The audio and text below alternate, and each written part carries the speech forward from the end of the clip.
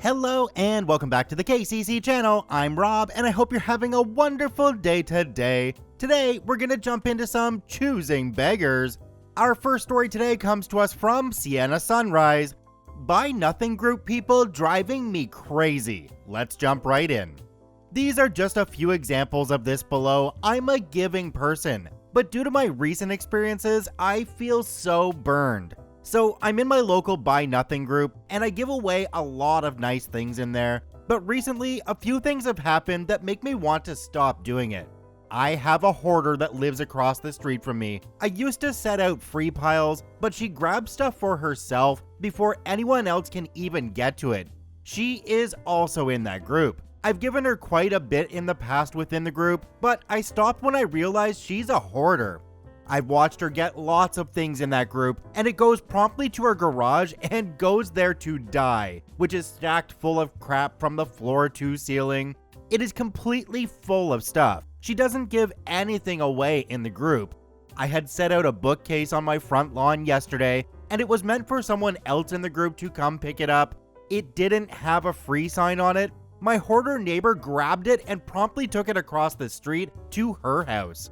She's always sitting out in front of her house smoking and watching the neighborhood. I feel like I live in a fishbowl. It's very rare that I can open my front door and she isn't staring straight back at me. It drives me crazy. Yesterday, a lady in the group, who is ironically named Karen, came and got some free stuff from me, a lot of really nice cookbooks, didn't once say thank you. She didn't even remember that she had already come to my house 2 times recently for other stuff. I actually messaged her and said, thank you goes a long way and would have been appreciated. I blocked her after that. I'm so sick of people who can't even take the time to say thank you, but they literally comment on your post within minutes of you offering the free stuff. I posted 4 things in a group for free, and within a minute of posting, some lady commented on my post saying she wanted all 4 things and asked me to deliver them to her. Then, there was a girl in her 20s who was getting a new kitten and was asking for things for the kitten. I, of course, being an animal lover, wanted to help, so I asked her what she needed. She wanted everything, even kitty litter. I tried to talk to her a bit about how she would eventually need to make sure the kitten is spayed, and if she needs help with that, I would pay for it and transport the kitten. She didn't have a car and needed me to drop the things off to her, to and from the appointment. She said, well, I have to discuss with my husband first because I might let her have a litter of kittens. What? So you're telling me you can't afford kitty litter? She said she couldn't afford it because she didn't get paid for 3 more days, or basically anything for this kitten, but you might let the kitten have a litter of kittens? I tried to nicely explain to her that I would help her, but the kitten really needs to be spayed, and that there is a pet population problem with so many unwanted animals already, and asked her please not to contribute to the problem.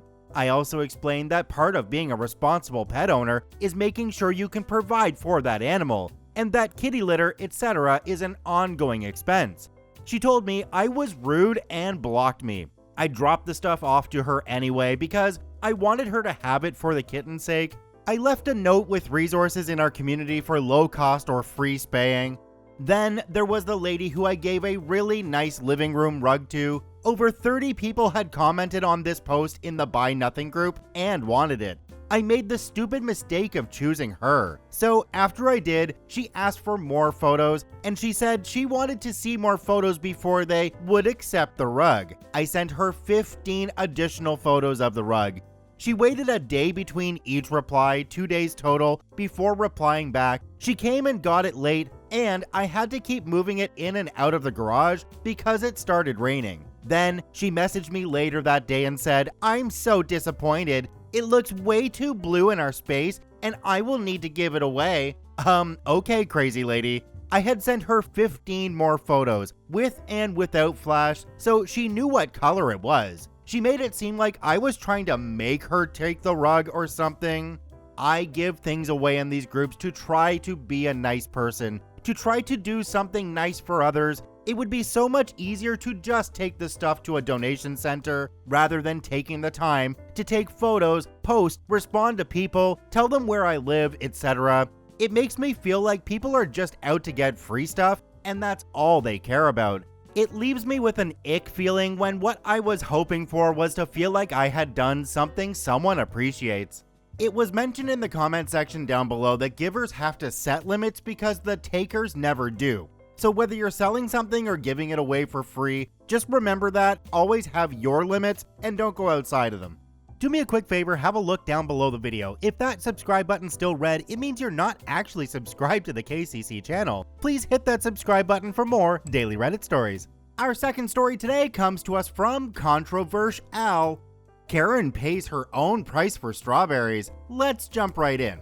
Hi, new to posting, but I think this goes here. So I work on a strawberry stand. I drive to the farm every morning and collect trays and trays of strawberries to sell for the day. It's about a 15-minute drive there, 15 back, and it helps expand the area the farm can sell at. The deal at my stand is 2 punnets are £5 and 1 punnet is £3. This is obviously to push the upsell a little. All is going well for the day, and then someone who I can only describe as Alpha Karen approaches the stand. 1 punnet please, here's $2.50. Sorry, it's £3 a punnet, but at the farm it's $2.50. These are the same strawberries, are they not? I proceed to explain that the extra 50p I occasionally get is for me. It helps towards collecting, selling, wages, petrol, the equipment, etc. I never thought it was a big deal. Alpha Karen demands that because she knows the farm, I should sell it to her for her choosing beggar price. Now, I don't usually mind helping out if someone is short on change or something, but this lady was just awful. So I was a little annoyed at this point. I'm sorry, but if you want it for the price of $2.50, you'll have to go to the farm. I'll tell husband about this. Alpha Karen actually storms over to her husband, throws the car keys at him, and demands that he drives the 15 minutes to the farm and 15 minutes back to pay 50p less for a darn punnet of strawberries. She waited at the pub opposite my stand and had a drink outside while staring me down for an awkward half an hour or so until her poor husband returned with the strawberries. I still can't stop smiling. Rarely does a comment section make me laugh, but the user Icarus Supreme down below mentioned that this is the closest that the husband gets to a holiday. He probably still thinks about that 30-minute drive all the time. I mean, could you imagine spending all your time with a Karen like that? No, thank you. Our third story today comes to us from Ben MG1. No takebacks. Let's jump right in.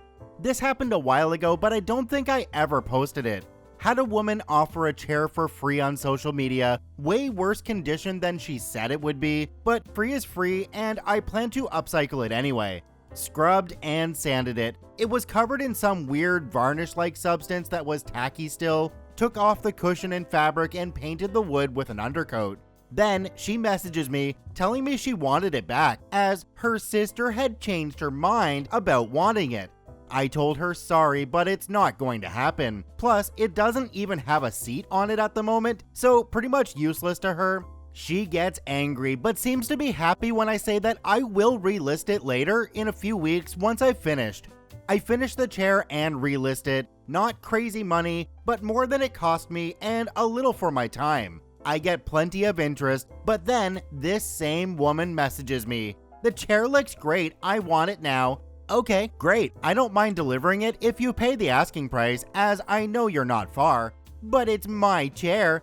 No, it was your chair, which you gave to me. You can't charge me for what is mine. I'll call the police. Do what you want. I have your messages and advert stating that you gave it to me. I let it sink in and ignore my phone for a while. She has sent dozens of angry messages, then threatens me, then wants my address to collect it.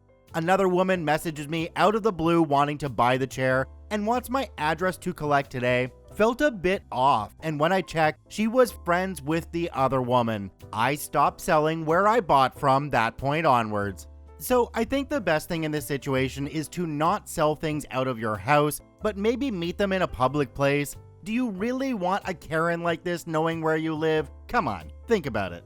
Our next story today comes to us from Arbus. Lowball me on my house? No. Let's jump right in. This was about 10 years ago now. Got a new job about 3 hours away, so I had to sell my house. This was in the Midwest medium-sized town, historic district, a house on the historic registry. Beautiful old Victorian built in 1895. It had been fully restored in the early 80s with a lot of work done, but as with any old house, there were ongoing maintenance needs. That being said, electrical and plumbing were less than 10 years old and fully up to code.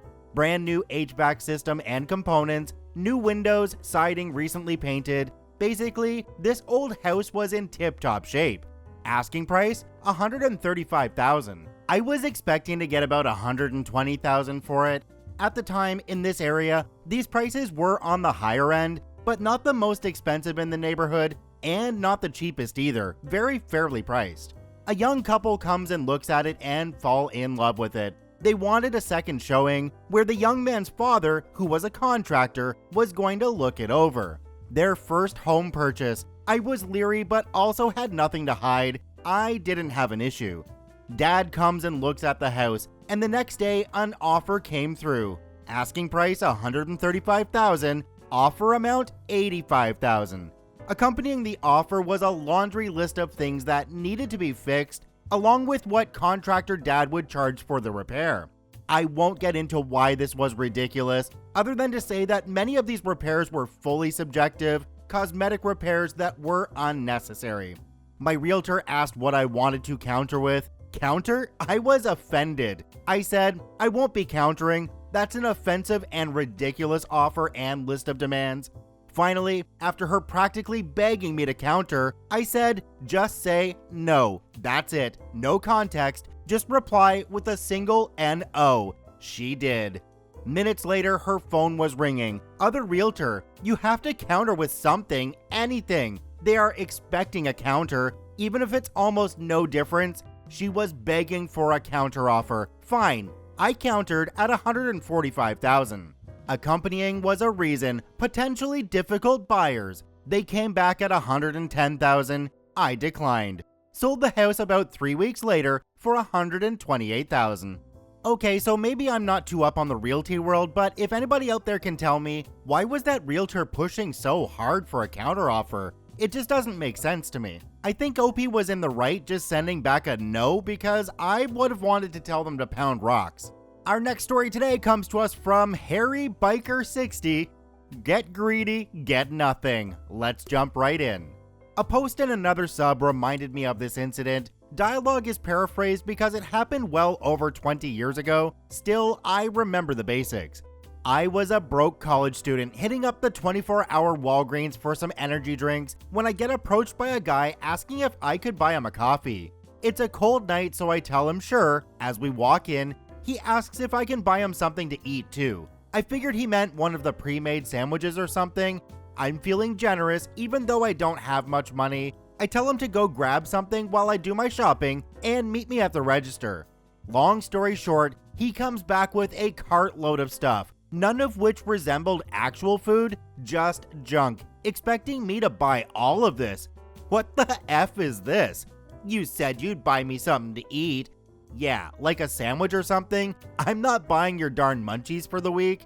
Aw man, come on, I thought you were cool. Cue Willy Wonka in his office. No, you thought I was an easy mark. I'm not buying you crap now.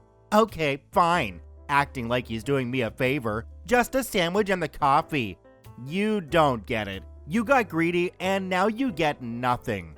He starts to call me every insult for a white guy he can think of before getting control of himself and trying to salvage the situation. Come on, at least get me the coffee. It's cold out. I start to laugh, which clearly pisses him off, but that's about when the manager shows up and tells the guy he doesn't want to see him in the store again. The guy leaves yelling insults and threats at both of us.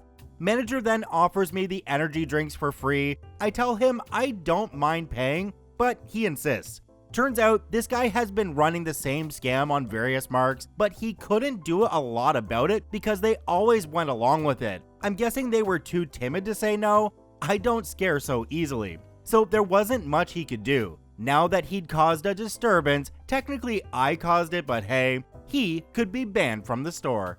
This is exactly the right way to respond to this situation. If somebody tries to take advantage of you, you don't go back and say, "Oh yeah, I'll just get you the coffee." You say, "No way, you're not getting me today," and I hope this teaches you a lesson. Although, it probably won't.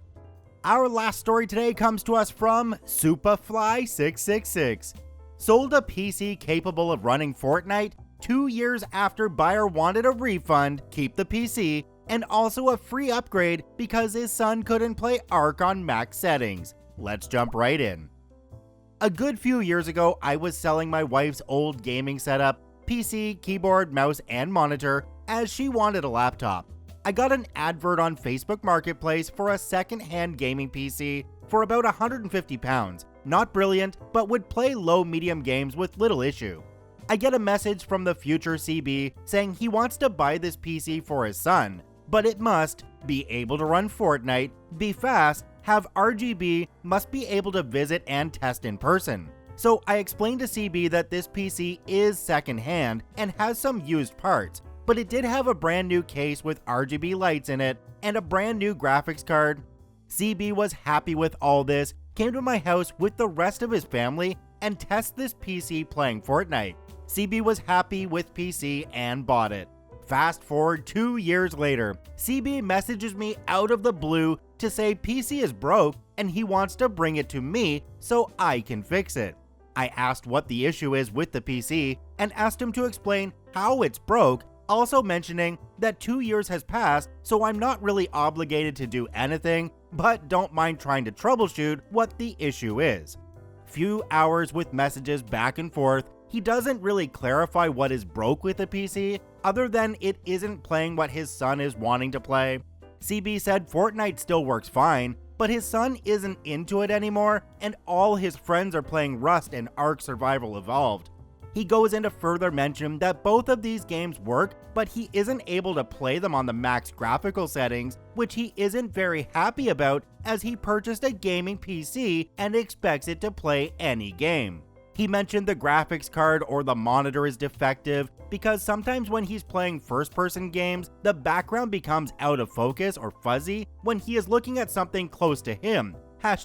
#depth of field. Also, CB mentioned he switched ISPs because Ark took so long to download, and for some reason, this was my fault or the PC's.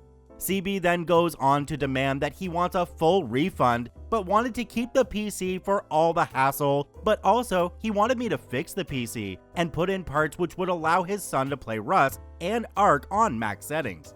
After declining CB's most generous offer, he ramps up the stupid and says this PC was a Christmas present for his son and hopes I'm happy that his son is crying. He has also taken this PC to various PC shops across the UK, and each had said that the PC is a fake or isn't worth £10, didn't even have a power supply, didn't even have a graphics card. Seeing as CB had sent me a small video of this PC prior and you could quite clearly see the PC working, but you can also see the graphics card through the case window, and I also explained that if the PC didn't have a power supply, the PC wouldn't even be on. After a week of messages, I just told him to email me his full complaint explaining exactly what is and what is not working in the PC, and to also explain how the PC is now different to what he tested before he bought it. I didn't get an email from CB, but after a few days, he messaged to say that if I don't do this for him, he will be setting the PC on fire and throwing it through my window. Who honestly thinks that 2 years later you can still go back to the person you bought something from and say, hey, it's not working, fix it? Yeah, doesn't quite work that way. On the side of the seller OP, you did make a mistake though when you didn't just block them right away and walk away. Check out all 6 OPs at the links in the description down below. Thanks for watching, have a wonderful day, and we'll see you tomorrow.